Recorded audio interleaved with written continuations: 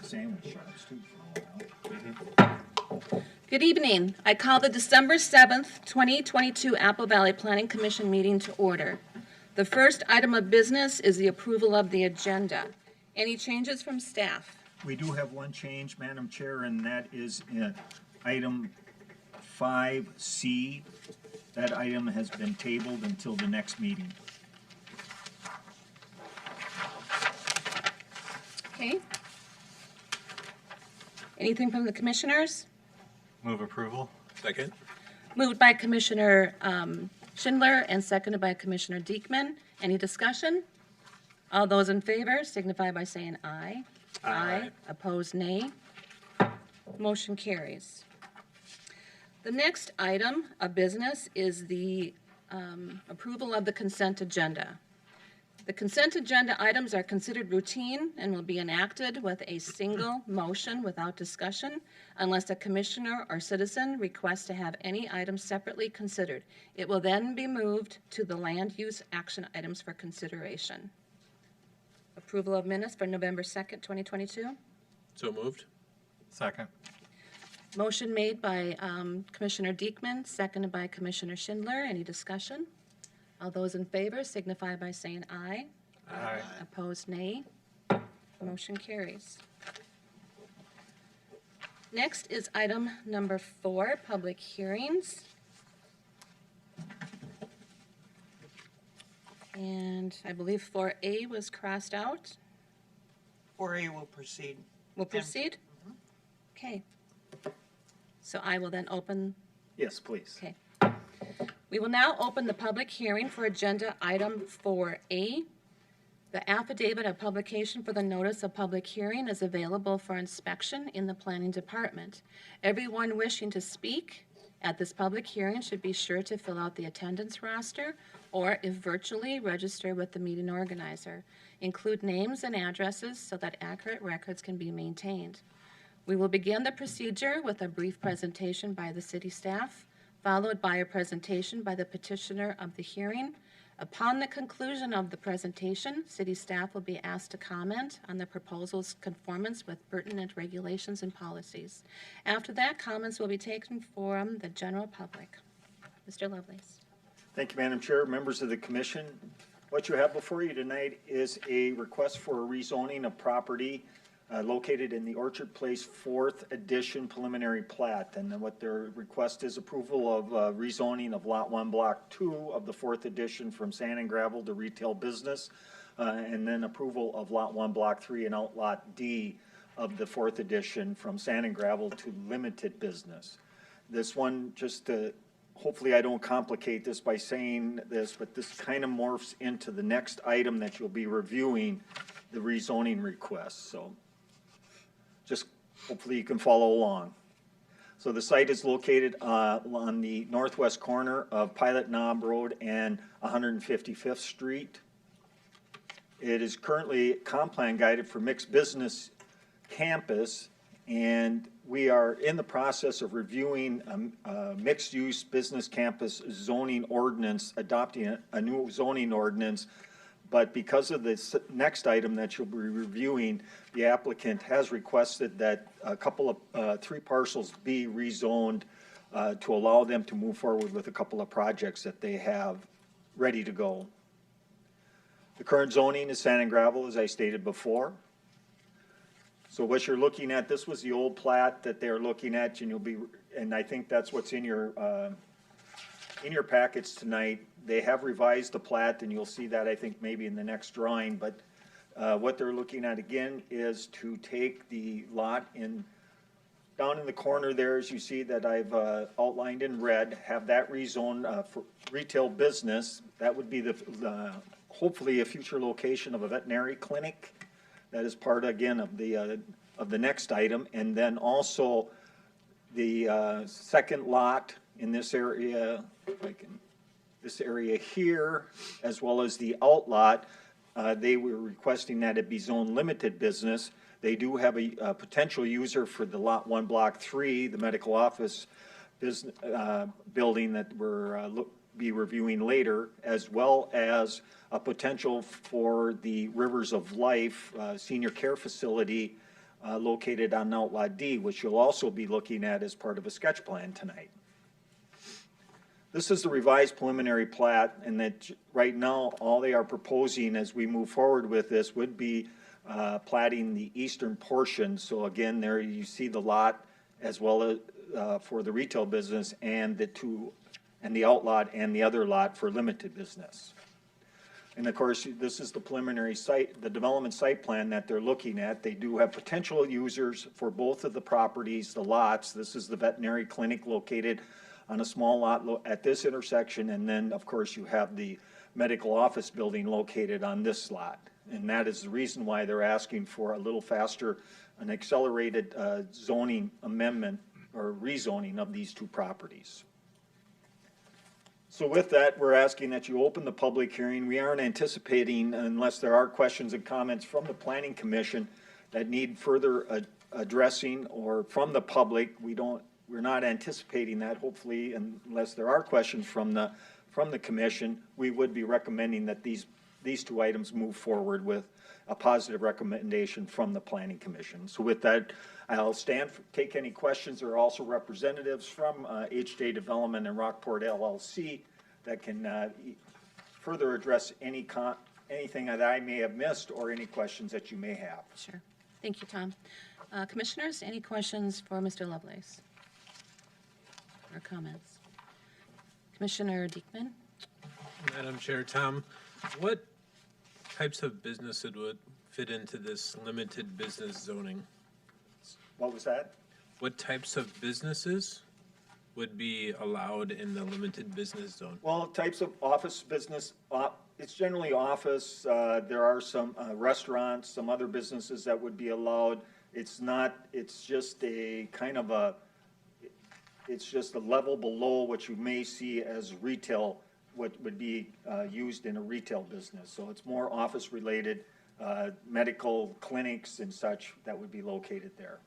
Thank And you. that would also include the a facility, a senior facility, or that care facility. I believe, if I'm not mistaken, that would be a conditional use within that limited business zoning district. Thank you. Anyone else? Sure, Commissioner Sando? Yes, I lost my train of thought, I'm really sorry. Will this need to be rezoned in the future then, once the mixed-use business one comes into play, or will it remain limited and retail? We could certainly consider that, and that likely may be the step that we would take is to consider the rezoning of that to mixed-use business campus. We have incorporated the types of uses. As we're drafting the ordinance right now, we have incorporated both a veterinary clinic as well as medical office building. That would have been a general use anyway, but maybe the veterinary clinic is included as uses within that mixed-use business campus zoning district, the draft that we're preparing for your review, hopefully on the 21st. Thank you. Anyone else? Okay. Would the applicant like to say anything extra or anything more than? Good evening, Madam Chair. Commissioners Chris Moe with HJ Development, the applicant. I think Tom did a good job of laying out what we're looking for today. We've got some time-sensitive projects that we're looking to advance here and have worked with staff to come up with zoning classifications that fit within, your existing code that we can use. And then as that mixed-use business campus is sort of defined and worked with, we can continue to work with staff moving forward on other projects. So if you don't have any other specific questions for me on the rezoning, that's kind of where we're at. Okay. Commissioners, do you have any questions or comments for him? Okay, thank you. Thank you. Okay, so I will. I have to open it first. I didn't open I did. Okay, I didn't think I opened it yet, but I did. Is there anybody from the public that would like to speak? Organizer, is there anybody in the queue that would like to speak? Madam Chair, there is no one who would like to speak. She said no one? Yes. Okay. In that case, I will close. If there are no further comments, I will close this public hearing. It is the policy of the Planning Commission not to act on an item on the same night of the public hearing. The Planning Commission will weigh all comments and information received tonight in its deliberations at future meetings. This item will continue to appear on future Planning Commission agendas until a recommendation on the petition can be forwarded to the City Council.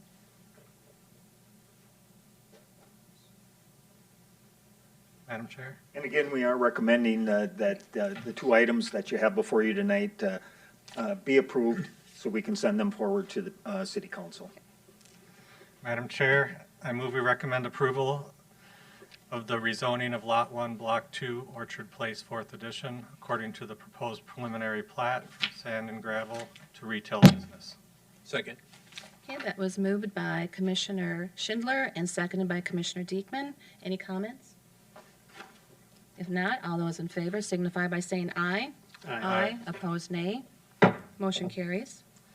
Madam Chair, I move we recommend approval of the rezoning of Lot 1, Block 3, and Outlot D, Orchard Place, 4th Edition, according to the proposed preliminary plat from sand and gravel to limited business. Second. Thank you. That was moved by Commissioner Schindler and seconded by Commissioner Sandal. Any comments? If not, please signify by saying aye. Aye. Opposed, nay. Motion carries. Thank you. Thank you.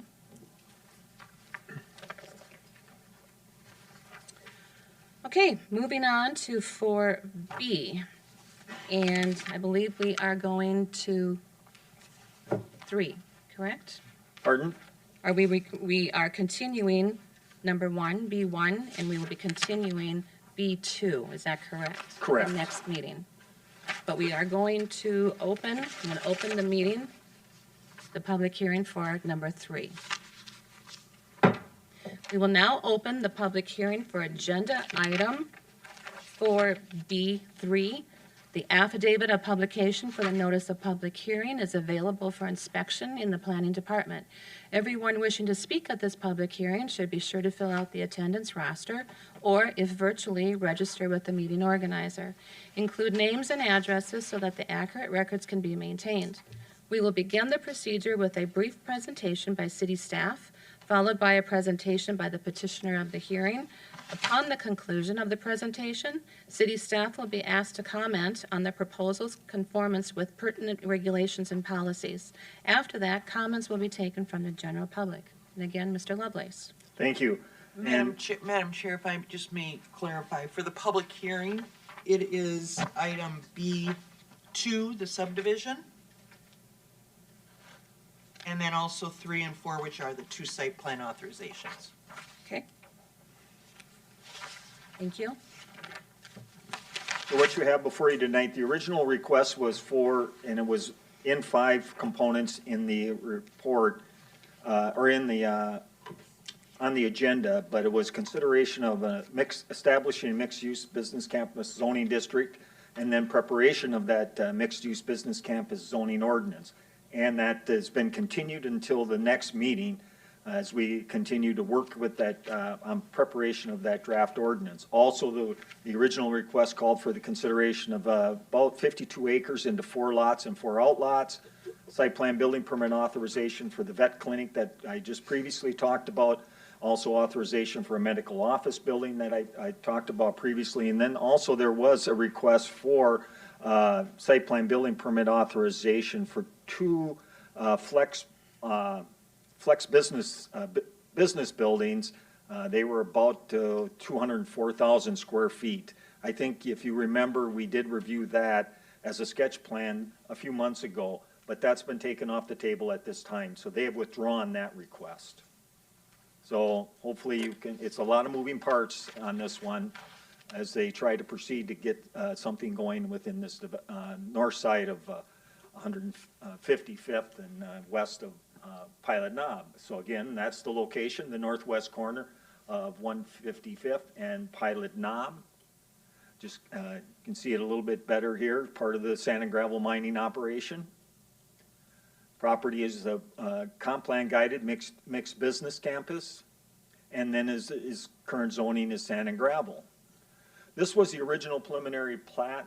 It was much bigger, 52 acre lot, or 52 acres in total, with several, we had 4 lots, if I can get this, well, you had 2 lots on the west side, 2 lots on the east side, and 2 outlots on the east side, and then you'd see 2 outlots on the, right along the edge of 155th Street. Those were to be used for some ponding areas. And then, of course, you had the vet clinic on that lot that you see right at the corner of English and 155th, and then the medical office building, and then also the 2 other flex buildings on the west side of English. So that incorporated the right-of-way for English Avenue, as well as just declaring the right-of-way for Pilot Knob. We all know that Pilot Knob exists, but because this is unplatted property, the property did go out to the center line of the road, and that as part of any preliminary plat or any final plat, this will be platted as right-of-way. And then also the extension of 152nd Street as you moved westerly from Pilot Knob Road past English Avenue to the west, and then a portion of the right-of-way for 155th Street. And then, of course, this is the original site plan that helps you a little bit to kind of focus in on what I just was trying to explain. So you got the 2 ponds, these 2 outlots, or these 2 flex buildings, and then, of course, the vet building and the medical office building. So the revised preliminary plat now is just focusing on the east side of English Avenue. So all they are requesting at this time would be, the right-of-way already exists for 155th Street. They would be requesting that the platting of Pilot Knob Road, platting of a portion of 152nd Street up to the intersection of English Avenue, and then platting the extension of English Avenue to the north up to 152nd Street, then the creation of 2 lots and 2 outlots.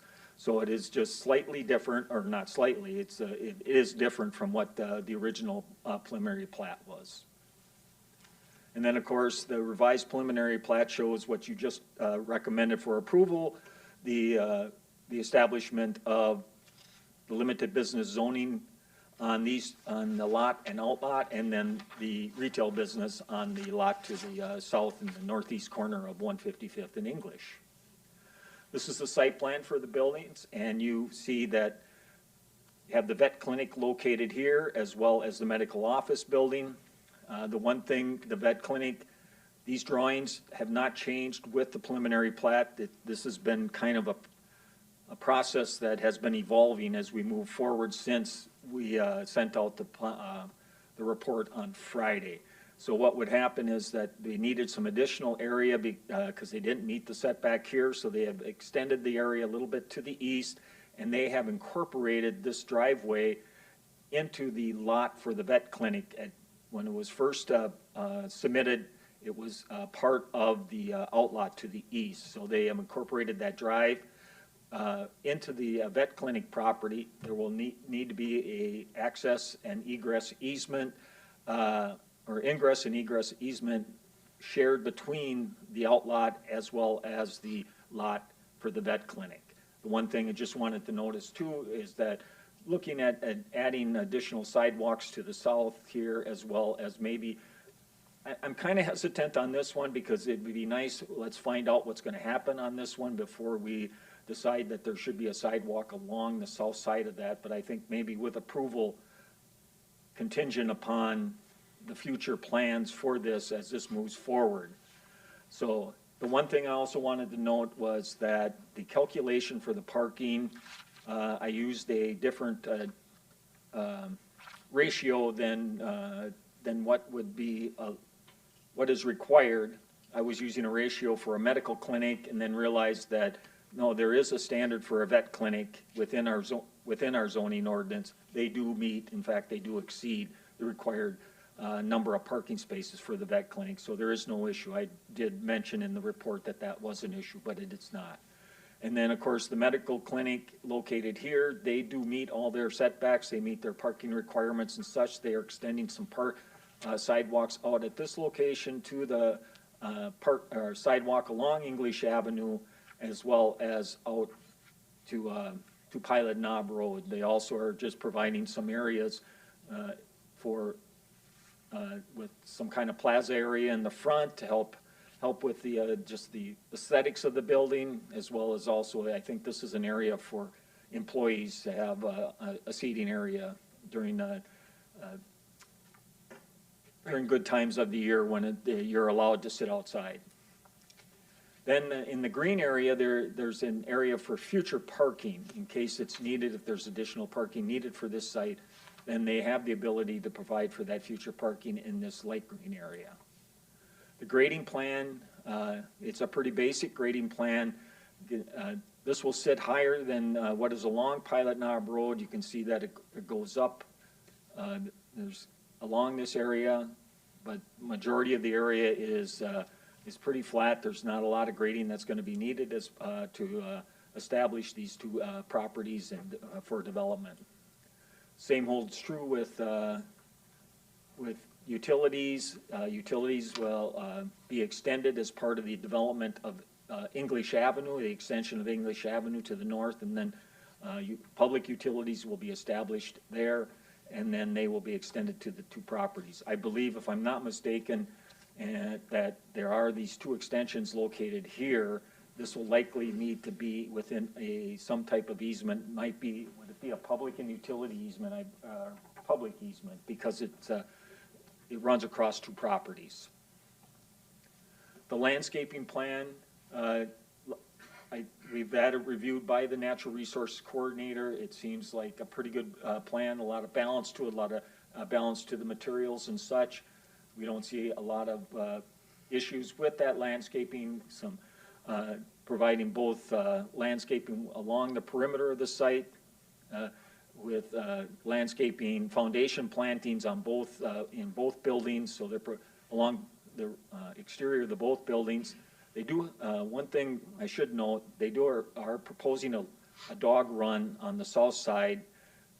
That would be only for their patients, and we did receive some information from the clinic themselves, and they were talking about also providing some boarding services, and I have to check into the ordinance a little bit deeper on if boarding services would be allowed as part of a vet clinic in the retail business zoning district. So we need to do a little bit more studying with that. The building materials, they seem to be a good, healthy mix of materials. It should be a fine building for the medical office building. Elevations. This is kind of the sketches that you can see. It's showing what the building will look like from all the different views.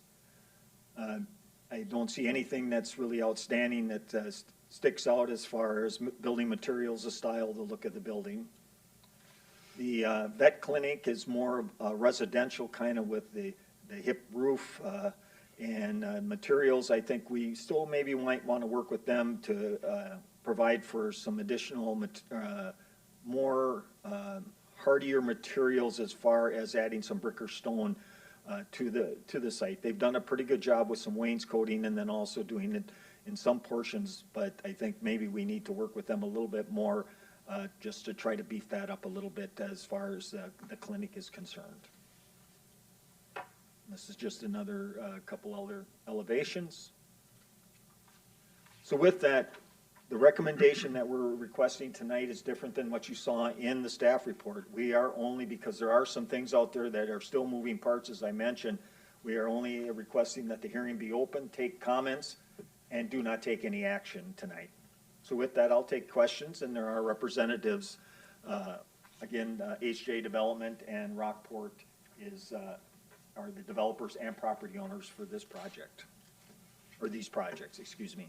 Thank you, Tom. Commissioners, any questions or comments for Tom?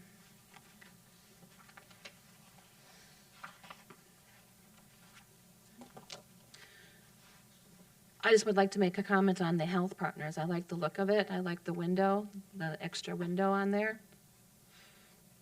On the left-hand top, I think that looks really nice. Let's go back to the vet clinic there.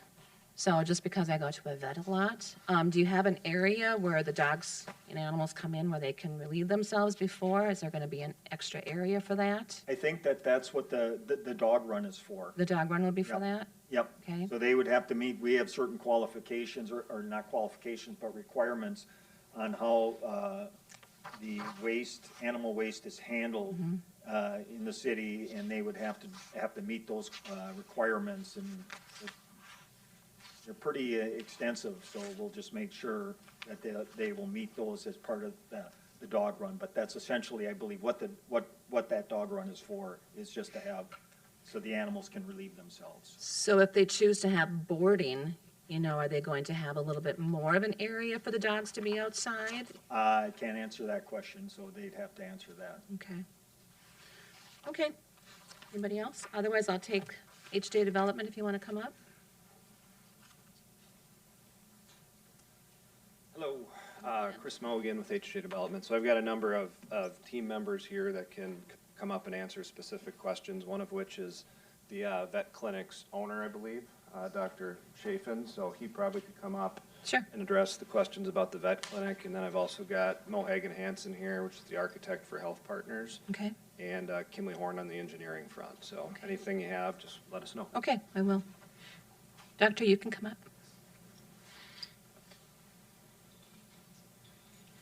Hi. Welcome. Yes, thanks for having us. So, as far as the question regarding the State your name. Yeah, state your name. Sorry, Michael Chafin. Okay. Yes, and the question was regarding. Well, I was just curious that if you're interested in having boarding, so if I board my animal, I want a dock, or, you know, more of an area for them to run around in or to Sure. run in, would you have more of an area like that, or? So it's planned to be a fairly sizable yard. It's not just a smaller dog run. So the plan would be for it to be essentially an exercise area as well. Tom, could you go back to that picture, please? Sure. Thank you. So yeah, the So dog the run. south area where the dog run is, so that area would maybe be more expanded? Sorry, I'll introduce myself. I'm Jesse Hallstrom with Terwisha Construction, part of the design and construction team for the vet clinic. Not only would we have the outdoor exercise area, but primarily for relief, but we do have an indoor play area as well in the floor plan of the building. Okay, thank you. I think that was kind of all I had to ask. Anybody else? They're up? Questions? No? Okay, excited about it. Thank you. Thanks. Anybody want to make any more comments, or everything's good? I'll just comment kind of a little bit more high level on the project and build on what Tom had laid out. So originally, when we had made the application, we were looking to also do this kind of flex business campus that's part of it. And that's no longer part of the application. So now what we really have is just everything kind of to the east of English Avenue, and it's all really medical in nature. So we've got the vet clinic, who you just heard from, the Health Partners Clinic, which is really kind of a full-service clinic, probably similar to what they have in their current Apple Valley location. So this will have family practice, pediatrics, OBGYN, allergy, cardiology, so really just a newer state-of-the-art facility for them in Apple Valley. So the old one is moving here. The old one is moving here. Okay. Yep. And it's not clear what that old one will be at this point in time. They'll market it for sale, and then it'll be repurposed for another use at some future date. So this would replace that, be an upgraded, new state-of-the-art facility for them. And then the Rivers of Life project, which we'll have the sketch plan application for in a little bit, that's again medical in nature and really a senior living, kind of high acuity type memory care facility there. All of these projects are really ready to go, and that's why we're, you know, moving forward with the zoning requests that we are, and we've been working on them for a couple of years, maybe even longer in the case of the vet. It's been a long time. So that's the reason we're here, asking for these to advance now in advance of this kind of larger discussion with this mixed-use business campus zoning. The other thing that's really happened is just the market for that type of product has really changed with interest rates and construction costs. We were planning to build that stuff without tenants. Right now, we don't have tenants, but you can't really get financing at this point for that type of project unless you have tenants. So the idea here is let's get done what we have in front of us and know that we can get done, and then work with staff on the rest of it. on the pieces of the puzzle that are really just undefined right now, and we'll kind of do that at a later date. So that's why we're trying to break it up into the two pieces. Sure. I think I understand. Okay, thank you. So is there anybody from the audience who is here for the public hearing that would like to speak? No? How about the organizer? Is there anybody in queue that would like to make a comment? Madam Chair, there is no one who wishes to speak. Thank you. And I forgot to say, and if you are here in person, please come to the podium to speak, but there's nobody here, so therefore I'm going to close the public hearing, and if there are no further comments, I will close this public hearing.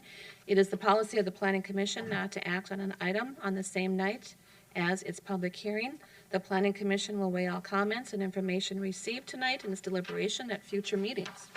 This item will continue to appear on future Planning Commission agendas until a recommendation on the petition can be forwarded to the city councils. Thank you.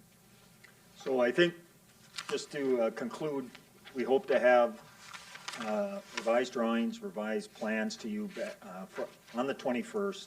So hopefully the parts will stop moving and they'll all be set, and then you'll be able to review that.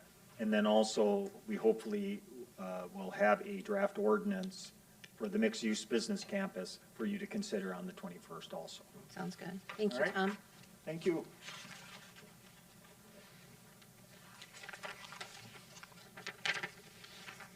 Okay, so that concludes that. Now we go to number 5, and that is the land. Am I missing something? The land use action items, and that's 5A. Obsidian Cobblestone Mall.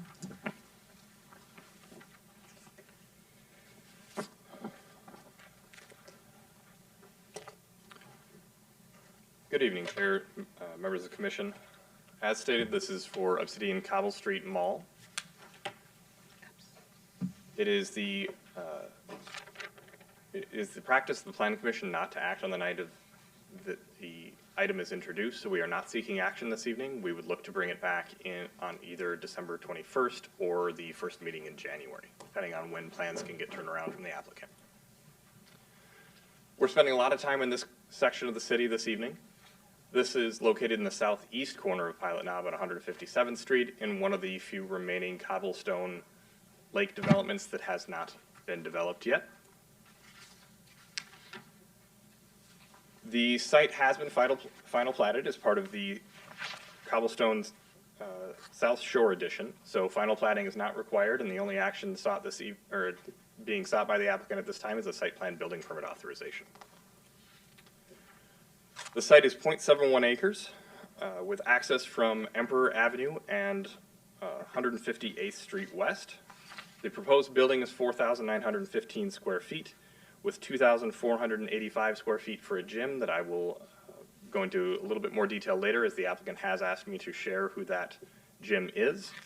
And the remaining 1,772 square feet are open for a future tenant. We've had a number of restaurants asking about opening in town that I have referred to the applicant, or will be referring to the applicant. And so we hope to be able to help them find a tenant for that space in the short order. The site is relatively flat, with only about a 3-foot grade difference between the highest point and lowest point. All of the stormwater is taken care of as part of the cobblestone development. In addition, the utilities are taken care of off of 158th Street. One thing of note is that park dedication was previously satisfied as part of the cobblestone development, so this is not a project that has park dedication fees. The landscape plan was relatively light on submission with 3 trees, and they don't call out the species of the grasses or bushes. This is one of the reasons why staff is not bringing forward a recommendation on the item this evening. The applicant and staff will work together to establish a more robust landscape plan and some details on those species. I strongly suggest that the applicant work with our Natural Resources Coordinator on the species selection, as we do have some provisions in our code about that. One item of note, this is broken up quite a bit, but the applicant will be responsible for 2.5% of the means construction value of the space per ordinance. This is the interior layout. The applicant informed us on Tuesday that F45, a major investor of that gym concept, is Mark Wahlberg, and he endorses that gym. This is the first entry of F45 to the Minnesota market. Again, the remaining tenant space on the west-hand side of the structure is open at this time and would need to meet the zoning requirements of the Cobblestone Lake development, which is a planned development. Materials closely match what the building to the north currently has that houses Clover Life Spa Caribou. They are the same ownership group. Staff does have a couple of suggestions. For instance, on the southeast side of the building, perhaps breaking up some of the brick massing with a stone column of some kind in vertical nature. And we made the same suggestion for the east and west sides, just taking a section of each one of those and breaking up some of that massing. That said, this is not a very deep building, so it's not as important as on, say, some of our larger industrial sites, but it would enhance the exterior of this building, is staff's belief. Here's an exterior rendering. As you can see, this would be facing slightly north and to the west. This looks very similar to the building to the north, if you were to drive by that. With that, I would open it up for questions from the Planning Commission or any other suggested conditions that we should bring forward for the next meeting that this item is reviewed at. Okay, thank you, Alex. Commissioners, any questions or comments for Alex?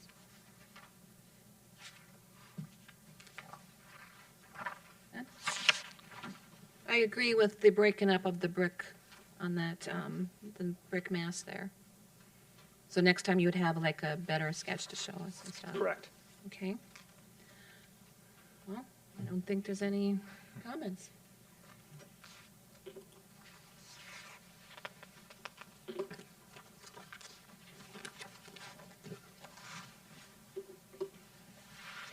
Want to go to the next one? Okay. Lunds and Byerlys, sign variance. Thank you, Chair. I was actually pausing like it was a public hearing, so apologies. Lunds and Byerlys has applied for a sign variance at their location at 1550 English Avenue. As you may be aware, the Lunds and Byerlys store was approved and is well under construction at this time. For those that aren't aware, it is at the southwest corner of 155th Street and Pilot Knob Road. The site looks vastly different than what the aerial photos do here. Construction has taken a faster pace than what our aerial photos are able to keep up. The store is approximately 44,600 square feet. Our sign ordinance is created, I'm not going to read through all of the bullets, but I do have a couple of highlights from each of them to basically help the city regulate our signs and the beauty of the community, and also to create kind of a consistency between sites. So a couple of the key items are that our sign code should be reasonable and equitable, promote civic beauty, which includes the size and the cluttering of signs. Sign variances require a number of provisions. I'm going to go through these a little bit more slowly, and it's a lot of text on a screen, so I do apologize for that. You have seen these before, and they are all contained in your report. Essentially, city ordinance requires items 1 and 2, and I will skip to 2 on the next slide to highlight where that does not apply. But special conditions must exist, which are peculiar to this land involved, therefore unique.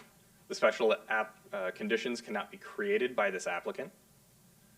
A literal interpretation would deprive this applicant of something commonly enjoyed by others. The granting of the variance would not confer any form of advantage to this site or this applicant above neighboring sites. And that the proposed use for the variance have an appearance that does not have an adverse effect upon neighboring sites. Number 2 is where the applicant originally started pursuing. They felt that that their sign served a public purpose as it provided directional cues for the site user. However, the text is pretty explicit in that that only applies to the maximum square footage, not the number of signs, which is what the applicant is seeking. I do want to refer heavily to the applicant's narrative. They have a well put together 2-page narrative that addresses each one of these points. I'm going to try to paraphrase some of them. However, this is their case, and I do believe that they would be able to make it better than I would. Staff is seeking some of the input from Planning Commission because this is a case where we can see merits on both sides. However, staff would view this review as something that we would seek a Planning Commission direction and draft findings on before we bring it back before you.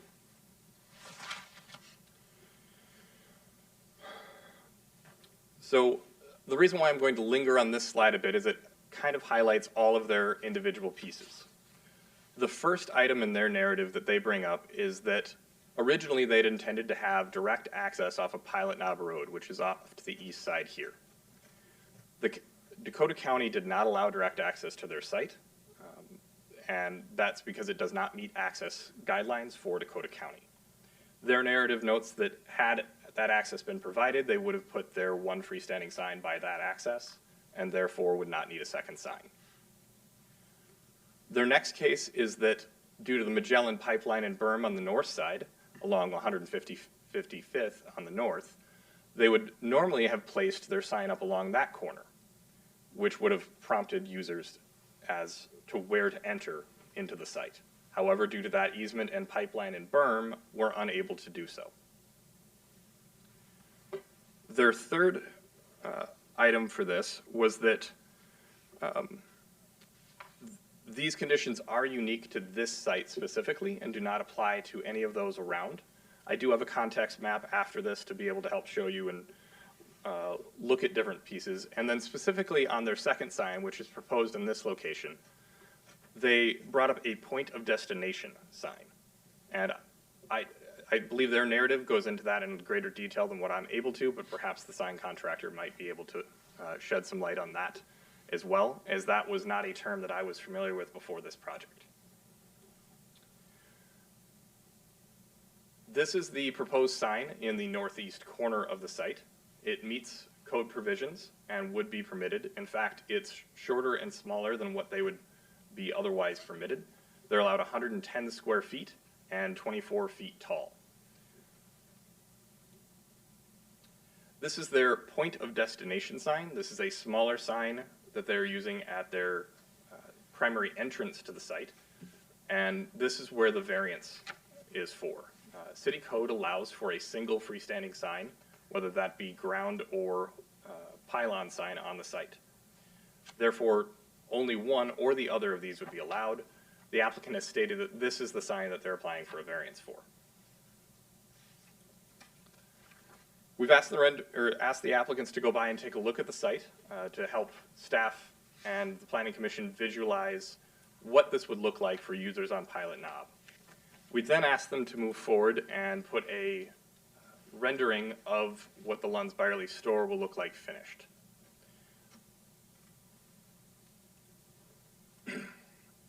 So, and I noted this at the end of the report as well, the signage that is permitted on site would be the one ground or pylon sign. Wall signage, and I do want to correct the staff report, I ended up saying per wall, it's 500 square foot total per building. They are eligible for the largest signage permitted within the city, and they can actually have, due to some undulating wall faces here, the way that city code has been defined is that this face and this face would not be the same as they are not on the same plane. And so the applicant would be able to have signage on both of those faces.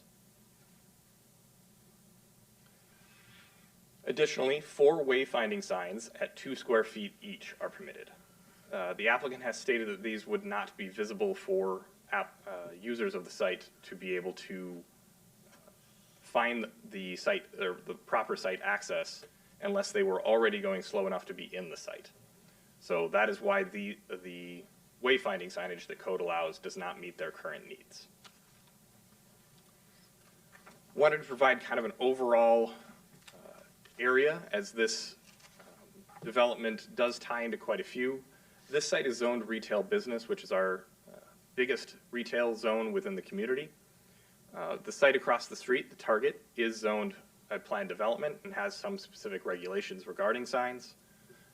But many of the other businesses in this area will stick to the retail business zoning classification. Much of the zoning classification below 155th will be retail business, so all of these sites would be subject to the same sign provisions, including the Schuler Shoes in the southwest corner of Lunds and Byerlys, and the unknown future user in the southeast corner of Lunds and Byerlys. With that, I'm looking for the Planning Commission to be able to provide staff with direction. Please note any findings that you may have. The applicant provided some draft findings. Staff will work with the city attorney to generate findings in either direction that the Planning Commission starts providing for staff. Thank you, Alex. Can you go back to the picture of the building? Mm-hmm. A couple of pictures before here, right around there. For my mind to work better, can you kind of show me with your cursor where kind of the sign would be? Yes. I believe this is kind of approximate, but the pylon sign would be here. That's the 20-foot tall one. And you would be unable to see the second freestanding sign from this location. This is 155th. You take a left onto English down this direction and then have your entrance towards the front of the store, which faces south. So this is facing directly north. And then the front of the store would be on this side facing directly south. Okay. And just one thing before I get to the other commissioners is I recall a sign variance a year or so ago on an apartment building across. Can you Springs. refresh my memory as to what they were asking for? Were they asking for 2 signs at that time or a larger sign? I can't remember. Chair Kurtz, they were not seeking 2 signs. They were seeking a sign at greater height close to residential. Okay, Commissioner Schindler, I don't know if you were first. Madam Chair, can you go back to the slide where you could kind of see the site? It's like 1 back or 2 back. Mm-hmm. Actually, the one where it was like an actual picture and it kind of, Yes. The close-up one or the much further out? it was further out. Okay, that's right at the very end. Apologies. Yeah. No? Oh, yeah, that's it. Okay. So for the users, they'll be able to turn on 155th if they're on Pilot Knob or whatever way they get to that area. Then they turn down English. That's not English Street, is it? This is English Still to the English. west, yes. So users southbound from Pilot Knob would take a left onto 155th and then another left onto English Avenue. And that is part of the applicant's case, is that if they don't see where to turn in, they would have concern that they could get lost getting to the site. However, there is the ability to turn in at 157th and get up as well. I guess and then then off of English, you just turn into the parking lot. Correct. And is there an entrance into the parking lot right where that site, where the Lunds Byerlys? Yes, so there's 2 entrances into their parking lot. I'm going to go back to that site plan for you real quick. This one will do for now. So there's one here, Yep. and then there's the closer one. So this is 155th. This is English. You take the left off 155th, and then you could take a left into here. However, that's most likely used for truck traffic, not for Right. your user traffic. So part of what the sign is trying to do is draw users further into English Avenue to then enter the front of the building here. I mean, I guess my opinion is, for the sake of people being able to find the parking lot, I don't know how that could be that much of a problem. I mean, a lot of buildings are, you see it from the road and you can figure out how to get in there. Now, the fact of getting them to turn into the one entrance rather than the back entrance, you know, I guess I just don't really see the need for a big pylon when the store is going to be huge right next to the people. It just, I don't know, Unless there's a reason I'm not thinking of, it just doesn't seem like there'd be a real advantage. If you're seeing that sign, you're seeing the building, 50 feet away, and it's huge. I don't know why that would be confusing for someone. Understood? Okay. Thank you. Commissioner Diekman? Madam Chair, Alex, do we know, are they going to be putting signage on the western side of the building? Like when you're on English, would you be able to see a sign on the building that says Lunds Byerlys at that, before that turn? Chair Kurtz, Commissioner Diekman, I don't recall from their sign plans, I don't know that we have a firm permit yet. They are eligible for They can signage, put one yes. there. They can put one there. So the way that our sign code reads is they're allowed for up to 500 square feet of signage on this building. They can choose how much on each side they would like to place. Where they have the undulating walls like this would be allowed signage, and this wall would be allowed signage. In the case of this wall that's flat, only one wall signage would be permitted. But that would be consistent with many other users within our community. Additionally, they do get, they have a small cafe inside that's a separate branding. We've interpreted that to be similar to, say, TCF and Cub, where they've gotten additional wall signage for their tenant space within the Cub. So they do get additional wall signage. You may see more than one sign on this southern face because of entrances like that. Answer. Commissioner Pruitt, do you have any comments? I guess, thank you, Madam Chair. And the question I would have is just consistency. It sounds like you said this was a unique condition or situation, and maybe the continued growth and development in that area. No one else has sought variances to this signage, and I'm more thinking about consistency as we see continued development, whether it's Orchard Place to the north, and that we are consistent in how we approve signage. Chair Kurtz, Commissioner Pruitt, that was a comment that staff had when working with the applicant as a item of concern for where staff couldn't make a recommendation to the positive. Okay, thank you. Commissioner Sandell, do you have any comments? Thank you, Madam Chair. Alex, similar to what Commissioner Pruitt was saying with the continuity or consistency, I feel like there are other businesses that are on Pilot Knob that you have to go kind of past a couple other businesses, and they don't have signs necessarily on the, is that correct? Or do they have signs like on their driveways? That is correct, Chair Kurtz, Commissioner Sandell, that the case across the street could be made with Target. They only have one freestanding sign. You do need to pass their building.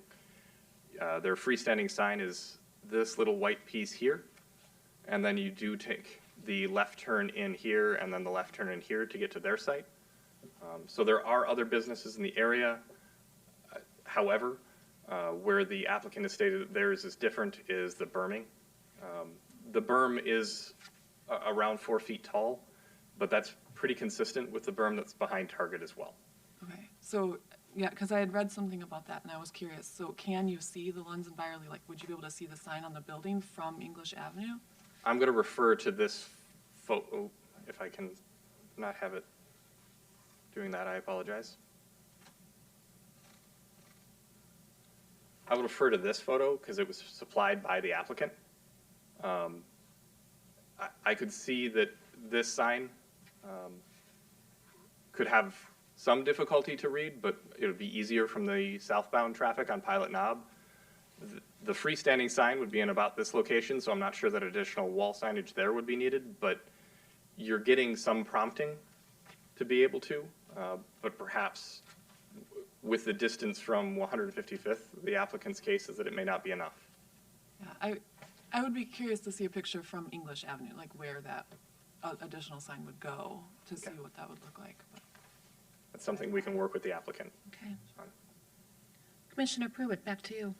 Yeah, Madam Chair. Alex, I guess one additional question as I look at this rendering, are there any restrictions on the colors? And maybe that's particular to Lunds and Byerly's, but it makes it difficult just looking at this with the white signage if they were really interested in displaying, where they were at, who they were. To me, the colors don't pop. It may be, Chair Kurtz, Commissioner Pruitt, it may be their specific branding. We don't have color restrictions in our ordinance for signs.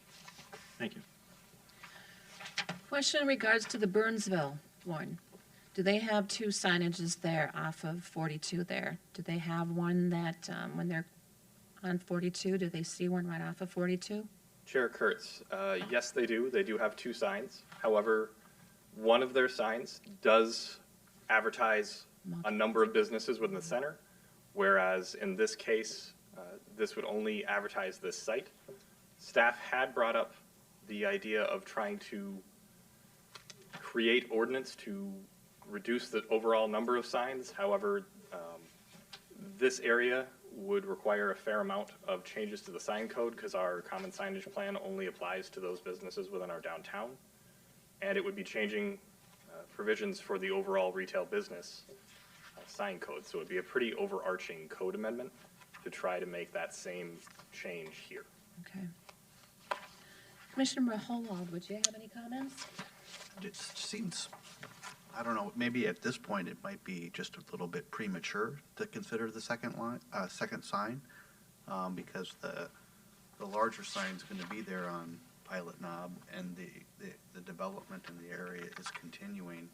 I think the comments have been made that across the street you don't have similar directional signing within the area around Target, not that I'm aware of anyway. And as the area is being developed, I don't know. I don't know that there's a demonstrated need at this point, because there's where are people going to go along English Street? They're going to see the large building to the east as they're traveling. I don't know. It just seems maybe perhaps premature. It's a very modest sign, in that regard. The proposed variance sign is fairly modest and relative to the sign that's going to be on Pilot Knob. But I guess I just worry about inconsistency within the developments in that area, and maybe we can see what comes up after the building is constructed and we've seen some traffic flow to find out if that's really going to be an issue. Chair Kurtz, Commissioner Maholold, that is a point that the applicant made it within their application. If you read, I believe it's on page 2, that the second sign is intended to be that point of destination sign, term that they had used. Additionally, staff had worked with the applicant. They did reduce that overall signage from their original submission as a acknowledgement that their goal here is to try to direct traffic, not as advertising. As staff expressed the concern that a additional sign may present an advantage over neighboring sites. What is the possibility of a green arrow? The sign with the green arrow that will direct traffic? Like you have the big sign that's lit up, and then around the corner you have another smaller sign with a green arrow that matches up that sign, directing, like people would obviously know with a green lit arrow what it means. Do you follow what I'm saying, that sign? Chair Kurtz, I do. I couldn't state for the applicant whether that's... Can we bring the applicant up? I believe... Are they here? I'm not sure the applicant is present. They may be online. Oh, okay. I will ask. Organizer, is there anybody online in regards to this? Madam Chair, there's no one in the queue. Okay. Do you follow what I'm saying? Well, that would be a direction that would still steer them. I can certainly make the suggestion to them. I'm going to advise that they review the Planning Commission's comments from this meeting. Okay. Okay, anybody else? Okay. Thank you, Alex. Thank you. So moving on, 5C has been scratched. And that brings us to Byerlys for number 6, other business. Sorry, Tom. Go ahead. Let me go for a second.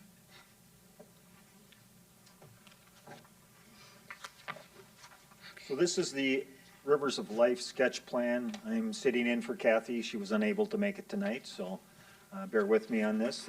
What the applicant is requesting is sketch plan review of a proposed 40,000 square foot memory care facility.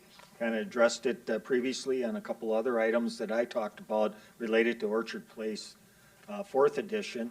And when the project moves forward, rezoning, subdivision, and then site plan building permit authorization.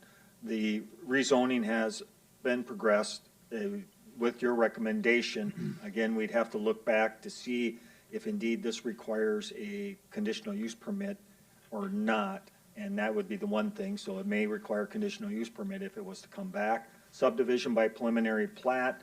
It is an outlot right now as they're showing on the preliminary plat. So depending on the speed of this, if they were really to move forward, they would either have to replat that outlot into a lot, or it could be done at the time that they're looking at the plat for the Orchard Place 4th edition, and then site plan building permit authorization for the 40,000 square foot building. Again, this is the site. It's just located at the southwest corner of future 152nd Street and future English Avenue. And the site is comp plan guided for mixed use, or excuse me, mixed business campus, and then is zoned sand and gravel. And again, this is the preliminary plat that you see. It was a little different than probably what was in your plan because this is the revised one. And again, we're looking at the site Outlot D as identified on the revised preliminary plat for Orchard Place 4th edition. And then back to the very first item that you reviewed today, the recommendation was made that that be rezoned to limited business. So this is the site plan, again, with access off of future English Avenue. There would be no direct access off of 152nd Street. The parking spaces in the front of the building, and then with the building kind of in a rectangular form with a courtyard in the center. This is the drawings. The one thing that we had been discussing with the applicant, the Rivers of Life, was trying to make sure that, you know, initially when you see a lot of these buildings, in fact, you look across the street from this site that is on the north side of 155th and Pilot Knob is, I think it's the Bowden Care Facility. Generally, they have a kind of a residential look to them. If you go around to other communities as well as our community, these type of facilities have that residential care or a residential look. What we were trying to achieve with this, we said, well, this is going to be more of a higher standard type of area with the business campus, and we'd like to see more of a commercial office type look to it. And they were very amenable to that, and these are the designs and the look of the building that they're providing for us. This kind of shows the some perspectives, and shows the types of materials that they're going to be using. I don't think it's a very sharp-looking building and probably would fit into the requirements set forth in the code. And Kathy got into some detail, as you see in the plan, about the 2040 comprehensive plan. So talking about the extension of kind of employment area in the Fisher Sand and Aggregate that's starting to be addressed as part of the mixed-use business campus zoning ordinance. The zoning ordinance will also be addressing areas that are outlined in the comprehensive plan that talks about the redevelopment of the Fisher Sand and Aggregate mining area. And then, of course, the focus of that area is higher wage employment. These are the types of uses that they're looking for down in that area. And it would likely fit into that kind of medical health care type operation. And then this is the Orchard Place layout that was submitted by the applicant or by the owner of the property, Rockport, previously known as Fisher Sand and Aggregate, that kind of show what the expectation was is for that overall site. And again, you can see what, things have been developed already this is the Orchard Place commercial development. This is what we looked at tonight. The ponding areas have been incorporated. This is, half of this has been built by Pulte for townhomes on that location. And so you still have some areas of development for some residential development. We're looking at possibly an extension of Regatta. And then also there is the North Creek Greenway that will be extended through here that goes a little bit farther to the west. But you can see the type of uses here. This is, I was informed by Rockport that always remember, you can see that this was created back in August of 2017. And we're looking at 2022, 2023. It's been 6 years since this plan has been, this plan was prepared. And there may be some massaging and some slight changes or maybe even some major changes. We don't know yet as it relates. They're looking at how do we address the market. But I'm getting into a little bit too much detail with that. Again, we're only focusing right now on the rivers of life, and is that looking at the type of use in that location and kind of asking you to take a high-level look at it and think that, would that be possibly appropriate use for that location? So with that, I will take any questions. The Rivers of Life representatives were unable to attend tonight, but Chris has been working with them. Chris Moll with HJ has been working with them closely, as he stated previously tonight, and he can answer any questions or go into any other further detail of anything that I may have missed with this proposed sketch plan. Thank you, Tom. Commissioners? Commissioner Diekman? So, Madam Chair, Tom, this higher acuity care facility, is it technically considered assisted living, or does it have a full medical? Is it medical or is it assisted living? It's not assisted, I don't think. I think they do have staff on there 24 hours a day to provide assistance, both medical staff. I don't know what the level of the medical staff is, Rivers of Life, or maybe Chris could address it, but I don't believe there may not be a doctor there, but there are professional staff that would be there to provide assistance with the residents of this location. So it's a higher acuity memory care, probably, if you think a lot of that, and maybe some physical care that's needed with people that have mobility issues or something like that. So likely similar to what is Bowdoin, and probably similar to the memory care facility that is part of the Presbyterian homes in Cobblestone Lake. Yeah. The reason I was asking is we had, I believe, originally designed this for medical like more medical type uses. Mm-hmm. You mentioned earlier that this may be a conditional use, having to go through a conditional use for this. But if it is really more medical, it would more fit into that mixed business campus than if it was just assisted living. Yeah, it could do that, but right now, looking strictly at the limited business zoning, and does it, because it specifically calls out, I think, talks about nursing homes and those types of uses in there, and specifically states that, and I can't recall, I should have probably checked before I came to the meeting tonight, but I can't recall if that's a conditional or permitted use. But because a nursing home would be considered medical, right? There's a limited number of those, and those are highly regulated, correct? Yes. And it's not a nursing home? No, and I think even, let's be honest, I think a nursing home is an antiquated term. I don't hear many people talking and saying nursing home anymore, but it is in our code. We do have a continuum of care facility. We were able to define that in our ordinance, and that related more to Presbyterian homes, where they have that level where you go from independent assisted to memory care. And so it's just, this would likely be one of those components of that continuum of care facility only. I can add on that a little bit, if you don't mind.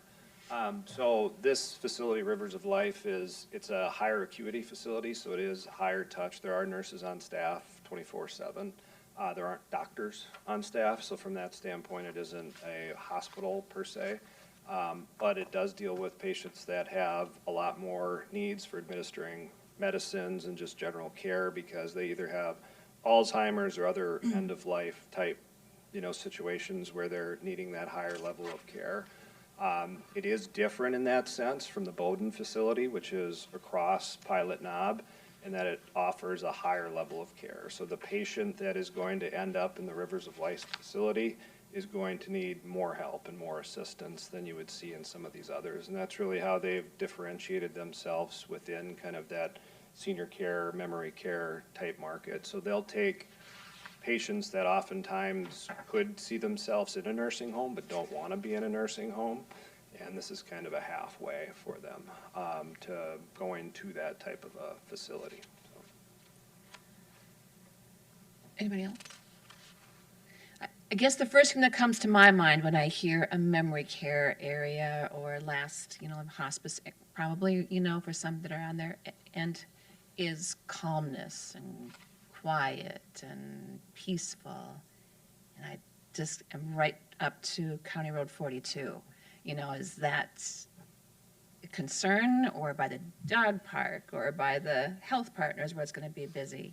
Sure. Just question on it. Yeah, that's a fair question, and we hear it often. And actually, you find out the first rooms that get rented out in these facilities are the ones that have the activity nearby. So these people don't want to just be in kind of like a nature setting and stare at a pond. They like the activity. It kind of helps stimulate them.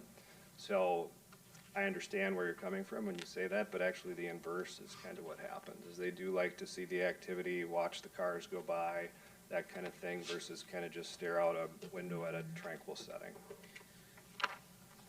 And safety, I think about my grandmother was in a memory care area also, and Yep. the little darling escaped from there. Sure. So, that's what my curious too, is it safe? I'm guessing that there's protocol of nobody being able to get onto 42 and all that kind of stuff. Yeah, so when you come in and out of the facility, the access is restricted. So you have people checking people in and out and monitoring those access points. They do have other facilities that are open in Savage and Egan if you're interested in kind of checking one out to see how they operate, and I'm sure that they would be happy to tour any of you through the facilities. They're very nice facilities, but that is a concern. I mean, these are people that do have memory care issues, but again, the setting that they're finding most success in are more of these areas that are more active That's good. areas. I do like the courtyard, that is in the middle of the building per se, And I so, think that's purposeful. for Correct. them, so then there's that controlled access in and out of that, so. agreed, For the type of patient that they're looking at. agreed. And with the design, like Tom touched on, we really did try and make it tie in as much as we could with the commercial aspect of it, to make it really play off of the Health Partners facility. Again, trying to create a little area within Orchard Place that's kind of like a little medical village almost here. And so I think those elevations have done a kind of a good job of tying that in, making it look less residential and fitting in with the neighborhood. I agree, I think it looks really, really good. Thank you, okay. Commissioner Mahold? I was gonna say, I agree. I think it's a beautiful rendering. I think and I guess in light of the earlier discussion and the rest of the development, because I would say kind of,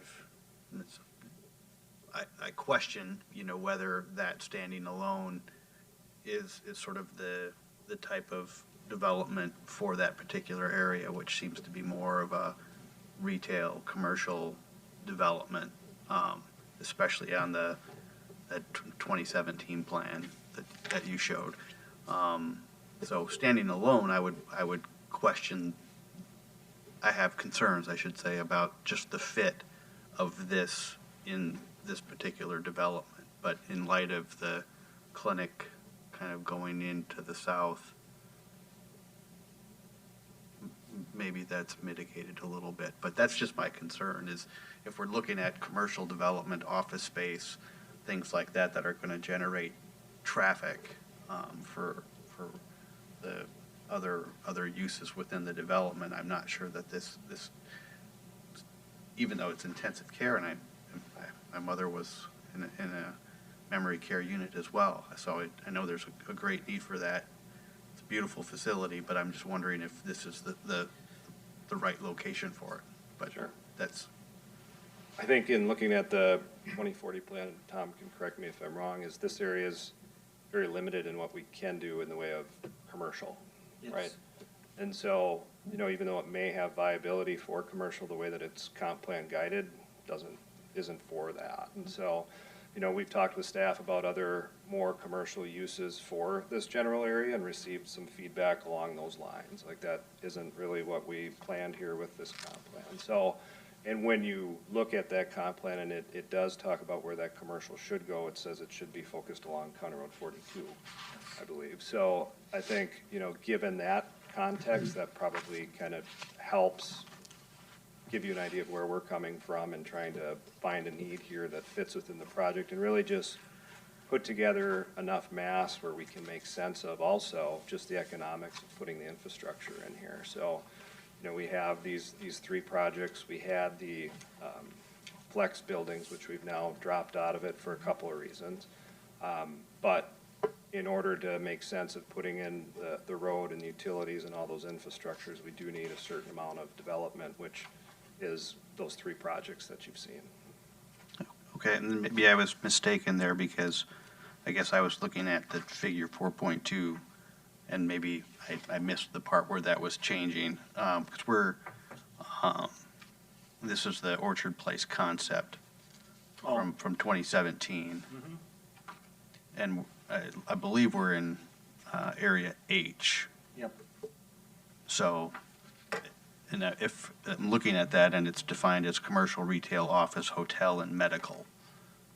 So that's, I guess that's just my question is whether, you know, or I should say the concern. I hear what you're saying in terms of, and it might just be a use that could fit within the overall plan, especially if it's changing somewhat, but. I'm sorry. Yeah, that again, just a concern, overall fit within the development. And by no means are we advocating right now for this project, we're just asking for input. But another good example with our community is right across the street here on 147th. We have the assisted, independent assisted and nursing home facility right across the street, as well as a strong connection to the medical clinic that's on Galaxy Avenue. So you see that kind of relationship there. Obviously, the facility, the living facility there with the independent assisted and then nursing home component to that is much larger than even this one compared to, and I think the clinic probably roughly about the same size. So I was going to ask. You see those relationships. Yeah, I was going to ask that if there was a business relationship between the two facilities, that is where a lot of the patients would go to, so they don't have to be bused somewhere or transported somewhere. There isn't a formal relationship, but that is the hope. The hope for it? Yep. And that, I think that may hold true over there. I don't think they have that Yeah. relationship, but I think they just, Meaning it's people that are maybe living in that facility like the idea that there is that clinic right next door. Agreed. Commissioner Schindler? Madam Chair, I think it's a really good looking building. I like the layout. I like that courtyard in the middle. And maybe part of it is the fact that we're going to have the health partners right next to it. I feel that kind of makes it kind of fit in and work in that location. And I know that the idea is that we don't want like retail all the way up along the road. Which parts in section C would be most likely to be more of the retail type? Well, right now, as we're developing the ordinance and sticking to what is in the comp plan, there's a very limited amount of commercial retail that would be allowed in the overall mixed business or mixed-use business campus development with zoning district, excuse me, that would encompass this acreage. And generally, as Chris stated, that in the comp plan, it talks about that it would generally be along County Road 42. So this map, even though it's showing and it's in, or this plan is showing here and is in the comp plan, it may be a little bit off of what the expectation is as in the narrative of what was expected for the mixed business campus designation. And so you're probably seeing, we're gonna try to, where do we come to an agreement, and where does it, trying to achieve the goals of the comp plan as well as this plan that was incorporated in it. They're probably not apples to apples, so. Yeah, and, you know, part of what I was thinking, like, if this was just like a senior apartments where people weren't in any kind of care, just typical senior apartments, I would feel like that's an awkward place to put it because it's going to be pretty much businesses surrounding everywhere around there. But in this particular case, I lean more towards it being a medical facility than I do a housing development, just because these people aren't coming and going in cars and doing those things. So, you know, I can be comfortable with this situation. I think it could work out, and I also totally think that Health Partners makes a big difference, just because it's going to give it that kind of a flow. Sure. Anyone else? Okay, thank you very much. Thank you. You're welcome. Thank you very much. Okay, I'm gonna guess that's, Mr. Lovelace still has the review of the upcoming schedule? Yes, the next planning commission meeting will be December 21st. That'd be our last meeting of the year. And then we also will have one on January 4th. We expect that there will be items, obviously items from tonight's meeting may be coming back to that meeting on the 21st. Okay, thank you. Move we adjourn? Second? Move to adjourn by Commissioner Schindler and seconded by Commissioner Diekman. Any discussion? If not, all those in favor signify by saying aye. Aye. Opposed, nay. Meeting has adjourned.